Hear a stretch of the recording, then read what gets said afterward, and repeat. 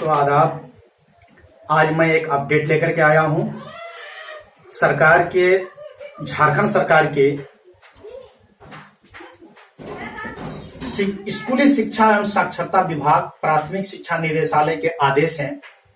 सरकार के सचिव उनका आदेश है और आदेश संख्या जो है ज्ञापांक 14/मौ 2 और डैश देके 06/2022/890 ये असल है इस संख्या पर। और वो तिथि है दिनांक जिस दिन ये चिट्ठी प्रकाशित हुई है वो 11/5/2022 की चिट्ठी है सरकार के सचिव का, झारखंड सरकार के स्कूली शिक्षा एवं साक्षरता विभाग का।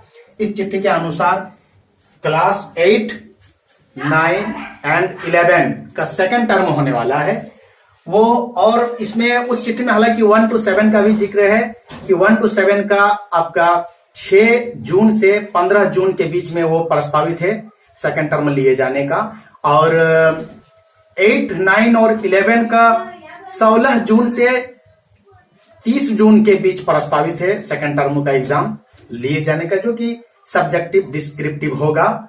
और उसका जो हमारा न्यू सिलेबस जो है यानी कि वो जो संक्षिप्त सिलेबस है 20%, 25% माइनस करके जो था उस पे जो अभी आपको पढ़ना है, जो कि आज सरकार द्वारा जो जारी सिलेबस था उसमें जो दिखलाया गया है मार्च अप्रैल में, उसको अभी मार्च अप्रैल भूल जाइए, अभी जो एग्जाम होने वाले हैं उसी पर आपको ये सारा टॉपिक रहेंगे। विषय अनुसार इस तरह से होगा जो आपको पढ़ना है।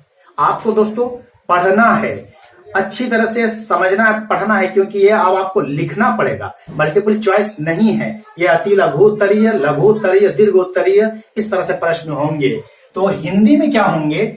हिंदी में आपको जो पढ़ना है अमरूद का पेड़, राम का भरत को संदेश, बस की यात्रा, ढूंढरू का जलप्रपात, बूढ़ी पृथ्वी का दुख, गुरु शिष्य अपराजिता। हिंदी में आपको केवल इतना ही पढ़ना है, लेकिन अच्छा से पढ़ना है।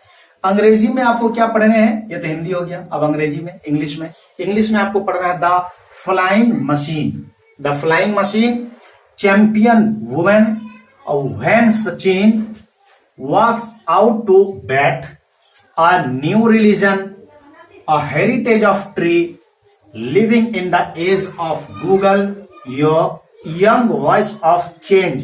आप चाहे तो पॉज करके नोट कर लें, पूरा आप नोट कर सकते हैं। फिर आप मैथ में देखें, मैथ में क्या पढ़नी है? मैथ में आपको पढ़ना है गुणनखंड, एक चर वाले रैखिक समीकरण, राशियों की तुलना, चतुर्भुजों की समझ, प्रायोगिक ज्यामिति,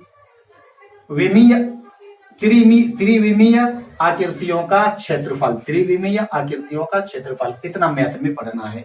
विज्ञान में दोस्तों, विज्ञान में आपको पढ़ना है किशोर अवस्था की ओर, प्रकाश, घर्षण एक अनिवार्य बल, ध्वनि, वायु एवं जल प्रदूषण, पौधों एवं जंतुओं का संरक्षण। आप चाहे तो नोट कर लें। सामान्य ज्ञान में आपको क्या पढ़ना है? शिल्प और उद्योग, ये इतिहास में है। 1857 की क्रांति इतिहास में से, महिलाओं की स्थिति में सुधार इतिहास में से, और जाति व्यवस्था की चुनौतियां इतिहास में से। यानी ये 1, 2, 3 और ये 4। पॉलिटिकल साइंस यानी कि राजनीतिक विज्ञान में आपको पढ़ना है आर्थिक क्षेत्र में सरकार की भूमिका, सामाजिक समस्याएं, और ये 2। और भूगोल यानी कि ज्योग्राफी में आपको पढ़नी है खनिज और शक्ति संसाधन, एक कृषि और मानव संसाधन, ये 3।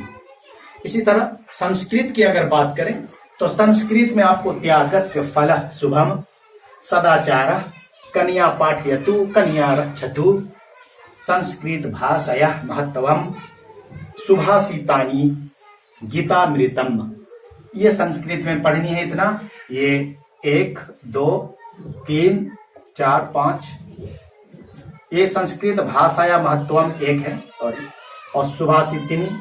सुभाषितानि और गीतामृतम, इतना आपको संस्कृत में पढ़ना है। उर्दू में क्या पढ़ने हैं? जो उर्दू के हैं, संस्कृत तो क्या आप उर्दू वाले भी जान लें, उर्दू वाले भी देख लें। उर्दू वाले के लिए क्या पढ़नी है? इतना ही पढ़नी है कुंदन लाल सहगल, इब्न इंशा जर्मनी में, ख्वाब आजादी, हजरत महल, वतन की वापसी, फिलिस्तीनी बच्चे के लिए लोरी। यहाँ पर थोड़ा सा कंफ्यूजन है, फिलिस्तीनी बच्चे के लिए नए लोरी या लिए लोरी है।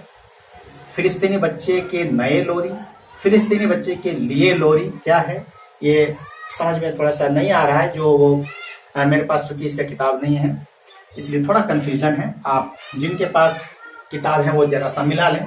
और फिर रफी अहमद किदवई, और ये है मेरा हिंदुस्तान, ये है मेरा हिंदुस्तान, भारत, इंडिया, ये पढ़नी है। बस इतना ही उर्दू में पढ़ना है। इस तरह से हमारा नया जो सिलेबस है जो आपको सेकंड टर्म के लिए पढ़ना है और सब्जेक्टिव होगा, याद में आप ध्यान में इसको आप ठीक से बैठा लें कि आपको क्वेश्चन का आंसर लिखना पड़ेगा। वो अति लघु उत्तरीय हो या लघु उत्तरीय हो या फिर दीर्घ उत्तरीय हो, आपको बहरहाल आंसर लिखना पड़ेगा, इसलिए आप वैसा ही तैयार करें। तो बेस्ट ऑफ लक। जून 16 से 30 के बीच में प्रस्तावित है एग्जाम होने का, आप एग्जाम दें। अभी तक आपने जो देखा सुना और इसको नहीं उतारे तो आप पॉज करके उतार भी लें। और इसके लिए जो आपने प्रीशियस टाइम, वैल्यूएबल टाइम, अपना महत्वपूर्ण समय दिया, इसके लिए बहुत बहुत धन्यवाद। आप अभी से अपनी भरपूर तैयारियां शुरू कर दें। Best of luck.